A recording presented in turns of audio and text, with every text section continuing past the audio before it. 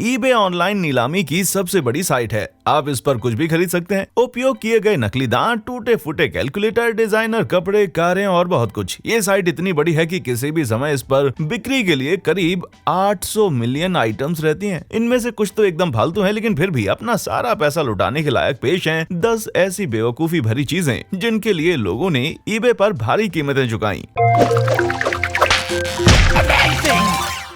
Number 10, guinea pig कवच। जी हाँ, आपने बिल्कुल सही सुना। अगली बार जब आपका गिनी पिग युद्ध के लिए रवाना होगा तो उसकी पोशाक भी योद्धा जैसी होनी चाहिए। क्या आपका पालतू गिनी पिग बिना कवच के घर में इधर उधर भटकते हुए थक जाता है और उस पर कोई भी हमला कर सकता है? फेयरफैक्स वर्जीनिया के विक्रेता सीन मैककॉय ने ईबे पर यह सवाल पूछा। शायद उन्होंने अपने लकी नामक गिनी पिग के लिए बनवाया हुआ हेलमेट तो सबसे पहले ही खरीद लिया था, लेकिन उन्हें इतनी छोटी चेनमेल पोशाक नहीं मिल रही थी, तो उन्होंने खुद ही एक तैयार कर ली। लेकिन अफसोस कि नन्हे लकी का निधन हो गया और शॉन को उस छोटे कवच सूट के लिए दूसरा ठिकाना ढूंढना पड़ा। सबसे पहले बोली ही $24,300 तक पहुंच गई, लेकिन बोली लगाने वाला पीछे हट गया। बाद में ये ईबे पर वापस आ गया और $1150 में बेच दिया गया। सारी रकम महानगरीय गिनी पिग बचाओ विभाग को दे दी गई। $24,000 तो खैर बहुत बड़ी रकम होती है, लेकिन ऐसा और किसको लगता है कि गिनी पिग के ड्रेस को खेल खेल के लिए $1150 देना भी बेवकूफी है। नंबर 9, उसेन बोल्ट द्वारा इस्तेमाल किया गया एक कैमरा। जी नहीं, ये कैमरा वास्तव में उसेन बोल्ट का नहीं था। ये तो उसने कुछ समय के लिए चुराया था ताकि वो इसकी बॉडी पर एक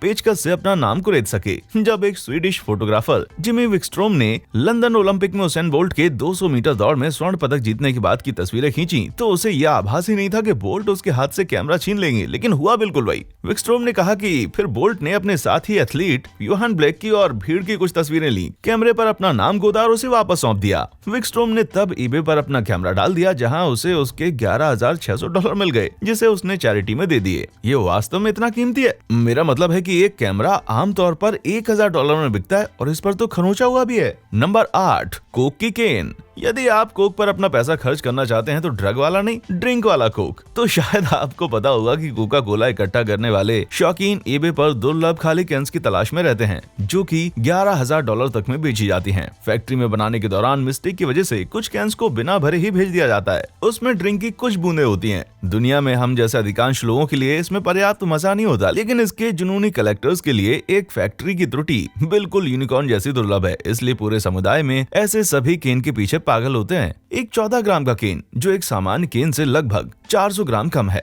ऑनलाइन बिक्री पर रखा गया है लगभग $14,000 में। लेकिन एक कोक की खाली केन के लिए हजारों डॉलर देने से बड़ी बेवकूफी और क्या हो सकती है? शायद एक केन मिल जाना, लेकिन उसे बर्बाद कर देना ताकि आप इसे बेच ना पाए, ये और बड़ी मूर्खता होगी। इंग्लैंड के ब्रिस्टल में एक महिला के साथ बिल्कुल यही हुआ। उसने इस ड्रिंक का एक मल्टीपैक खरीदा जिसमें उसे एक खाली केन मिली। वो टैप खोलते हुए खुद की वीडियो बना रही थी और फिर उसमें से 3 बूंदे टपकते हुए उसे अचानक ये एहसास हुआ कि आखिर ये चल क्या रहा है। लेकिन तुरंत एक ऑनलाइन सर्च करने से उसे उसका जवाब मिल गया। उसे पता चला कि उसने लगभग 15,000 पाउंड की कीमत वाली एक दुर्लभ केन बर्बाद कर दी है। नंबर 7, एंड्रयू फिशर का माथा। अपने कॉलेज की फीस का जुगाड़ करने के लिए एंड्रयू फिशर ने फंड जुटाने की एक बेहतरीन तरकीब सोची। उन्होंने अपने माथे के उपयोग को सबसे ऊंची बोली लगाने वाले को बेचने का प्लान बनाया। उनका कहना है कि मैं इसे ऐसे देखता हूँ, मैं वो चीज बेच रहा हूँ जो मेरी ही है और 30 दिनों के बाद वो मुझे वापस मिल जाएगी। तो वास्तव में इस अद्भुत स्थान को उन्होंने किसको बेचा? ईबे पर एक अच्छी तरह से प्रचारित हुई इस नीलामी में उन्होंने स्नो स्टॉप को $37,375 में अपना माथा बेच दिया और उनकी कंपनी का लोगो अस्थायी रूप से 30 दिनों के लिए अपने सिर पर टैटू करवा लिया। और यदि आप सोच रहे हैं कि उनकी माँ का इस बारे में क्या ख्याल है, तो वो कहती हैं कि वो एक युवा लगनशील उद्यमी है जो एकदम अलग हटकर सोचते हैं। तो अपने माथे पर विज्ञापन छपवाने ये खोजकर्ता इन दिनों कर क्या रहे हैं? अपनी खुद की वेबसाइट popmal.com के अनुसार वो आराम करते हुए कुछ अंतर ध्यान कर रहे हैं। वो कुछ नई चीजें शुरू करने का सोच रहे हैं, जिसने एक हॉलीवुड फिल्म का निर्माण करना भी है। लेकिन वो कहते हैं कि उनको पक्का नहीं पता कि वो कामयाब होंगे या नहीं। एंड्रयू फिशर की इस अजीबोगरीब हरकत से मिली प्रसिद्धि के बारे में अन्य लोगों ने भी यही करने की सोची, जिससे माथे के विज्ञापन का चलन शुरू हो गया। एक गरीब आदमी ने तो बड़ी रकम की उम्मीद में एक रेडियो स्टेशन का नाम अपने चेहरे पर टैटू करवा लिया, लेकिन बाद में पता चला कि किसी ने उसके साथ मजाक किया था। ओफो, तो आप क्या सोचते हैं? क्या आपको लगता है कि किसी बच्चे के सिर पर अपने ब्रांड का टैटू बनवाने के लिए इतने सारे पैसे खर्च करने चाहिए? नंबर 6, टक्कर का मलबा। जब प्रिंस फिलिप की लैंड रोवर जनवरी 2019 में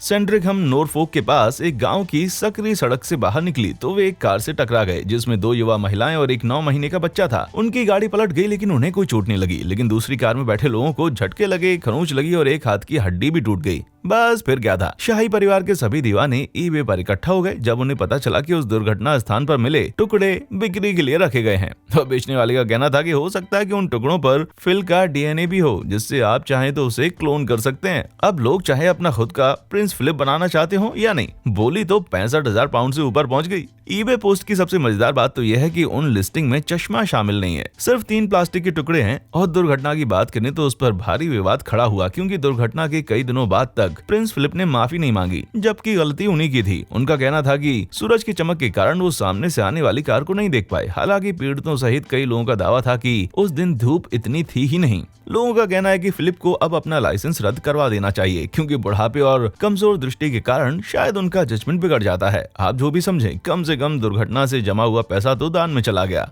नंबर 5, जस्टिन बीबर का दूध का गिलास। क्या आप जस्टिन बीबर के इतने बड़े फैन हैं कि उनका दूध का गंदा गिलास खरीदे? खैर दूसरे तो हैं। 2016 में अपने पर्पस टूर के दौरान जब बीबर इंग्लैंड के एक्सेस में एक स्थानीय पब में गए तो वहां बार के एक कर्मचारी ने उनके झूठे गिलास को चुरा लिया और उसे तुरंत ईबे पर रख दिया, जहां उसकी बोली 99 पेंस से शुरू होकर अविश्वसनीय 66,000 पाउंड पर जाकर खत्म हुई। बेचने वाले ने बीबर को सालमन मैश किया हुआ एक आलू और एक गिलास दूध सर्व किया था। उसका दावा था कि इसे धोया नहीं गया और वादा किया कि बिक्री की 10% राशि एक्सिस पशु हित कोष में दान की जाएगी। मुझे नहीं पता कि इसमें से कौन सी बात ज्यादा अजीब है। क्या कोई इतना मूर्ख हो सकता है कि गंदे दूध के गिलास के लिए लगभग $80,000 दे दे? यह अंतर्राष्ट्रीय स्तर पर प्रसिद्ध कलाकार और पार्टियां करने वाला बीबर एक बार में जाकर एक गिलास दूध ऑर्डर करेगा। Number 4, royal wedding hat. 22 वर्षीय राजकुमारी बीट्राइस जब 2011 में प्रिंस विलियम और केट मिल्टन की शादी में गई थीं, तब लोगों को उनके हैट से ध्यान हटाना मुश्किल हो रहा था। उनका हैट जो कि मेरी फिलिप ट्रेसी ने तैयार किया था, उस शाही शादी के दर्शकों की कठोर आलोचना का शिकार बना।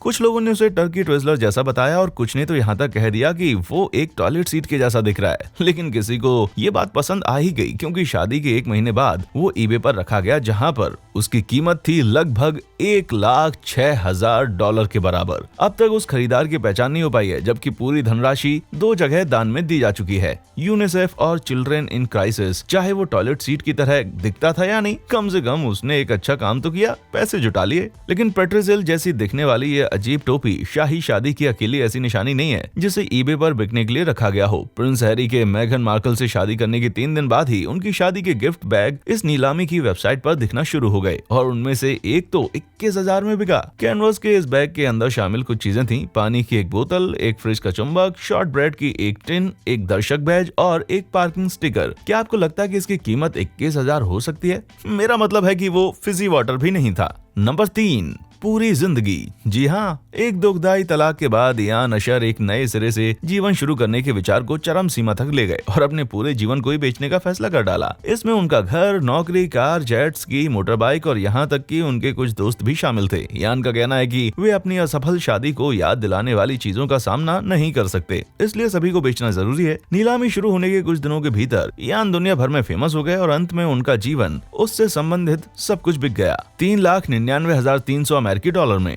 तो अपना जीवन बेचने के बाद यान ने क्या किया? बिना कर्ज और बिना जड़ के यान ने बैकपैक किया और दुनिया की यात्रा पर निकल गए। उन्होंने एकदम संपन्न जीवन जिया, यहाँ तक कि एक कैरेबियन द्वीप भी खरीद लिया। इतना ही नहीं, वो अपनी जिंदगी में फिर से मोहब्बत पाने में कामयाब रहे और अपनी जिंदगी की कहानी के अधिकार डिज्नी फिल्म को बेच दिए। ऐसा लगता है कि सपने वाकई में सच होते हैं, लेकिन क्या आप किसी और के जीवन को खरीदने के लिए सैकड़ों डॉलर्स का भुगतान करेंगे? क्योंकि अपनी समस्याओं को दूर भगाने के लिए इससे सस्ते तरीके भी हैं। राइटर्स के अनुसार इस जीवन को खरीदने वालों की अभी तक पहचान नहीं हो पाई है। वो सिर्फ अपने यूजर नेम मसलमैक के नाम से ही जाना जाता है। नंबर 2, निशानची की खिड़की। ऐसी साइट जिस पर अक्सर अजीब और असाधारण चीजें बेची जाती हैं, वहाँ खरीदारों को कोई भी कभी भी भयावह वस्तु मिल सकती है, तो कोई आश्चर्य की बात नहीं है। ऐसी एक वस्तु थी खिड़की जिसमें से ली हार्वे ओसवाल्ड ने 1963 में राष्ट्रपति कैनेडी को गोली मारी थी। इतिहास के इस हिस्से को हत्या के कुछ ही समय बाद इमारत से हटा दिया गया था क्योंकि जनता यहाँ इसके टुकड़े चुराने के लिए आती थी। ये बाद में एक स्थानीय परिवार के हाथों में आ गया जिसने इसे नीलामी के लिए रखा। बोली $1,00,000 से शुरू हुई और 3 मिलियन की चौंकाने वाली कीमत तक पहुँच गई और इसे एक रहस्यमय खरीदार को बेच दिया गया जो आज तक गुमनाम ही है। लेकिन वास्तव में क्या ये खिड़की असली है? कुछ साजिश की कहानियां गढ़ने वालों ने दावा किया है कि ये खिड़की नकली है और इस पूरे भवन को टेनेसी के एक व्यक्ति ने कई दशकों पहले खरीदा था। उसने खिड़की को निकाल लिया था और शहर छोड़ते समय अपने साथ ले गया था। आप क्या सोचते हैं? क्या आपको लगता है कि इस नायाब और दुर्लभ वस्तु को खरीदने वाला व्यक्ति भाग्यशाली है या उसे किसी ने $3 मिलियन का चूना लगा दिया? Number 1, lunch. तो ये कोई मामूली लंच नहीं है, ये ओमाहा के असली दिव्य पुरुष वॉरेन बफे के साथ एक पावर लंच करने का मौका है। हर साल सैन फ्रांसिस्को स्थित एक नॉन प्रॉफिट ईसाई संगठन ईबे पर एक नीलामी आयोजित करता है जिसमें वे खरीदारों को दुनिया के सबसे अमीर व्यक्तियों में से एक के साथ बिजनेस लंच करने का मौका देते हैं। जीतने वाला अपने साथ दोस्तों के साथ न्यूयॉर्क में स्मिथ और वुल्स्की स्टीक हाउस में प्रवेश कर सकता है और ईबे द्वारा अप्रूव किए जाने के बाद केवल एक बार बोली लगा सकता है। तो ऐसा लंच आखिर पड़ता कितने का होगा? दरअसल एक औसत अमेरिकी अपना लंच खरीदने पर लगभग $1000 प्रति वर्ष खर्च करता है, लेकिन 2018 में वॉरेन बफे लंच की ईबे की नीलामी में $3.3 मिलियन से भी अधिक मिले थे। वैसे उस जगह की स्टीक को तो शानदार होने की जरूरत है, तो लाखों खर्च करके ऐसे लंच में शामिल होने पर ओमाहा के देवता आपको ऐसा क्या जादुई ज्ञान देते हैं? 2007 में लंच के लिए बोली लगाने वाले 2 लोग थे जिन्होंने ये मौका $6,50,000 की बोली लगाकर जीता। उन्होंने कहा कि उन्होंने 3 चीजें सीखी। 1, उन्हें वही करना चाहिए जो उन्हें पसंद है। 2, किसी को भी ना बोलने की आदत डालिए। और 3, हमेशा ईमानदार बने रहिए। अब मुझे लगता है कि वे ये बातें केवल $10 की एक सेल्फ हेल्प बुक खरीदकर भी सीख सकते थे। तो क्या आप इनमें से किसी भी चीज पर बोली लगाते या जस्टिन बीबर के दूध के झूठे ग्लास को पाने का विचार आपके लिए मायने नहीं रखता? मुझे नीचे कमेंट करके जरूर बताएं। देखने के लिए शुक्रिया।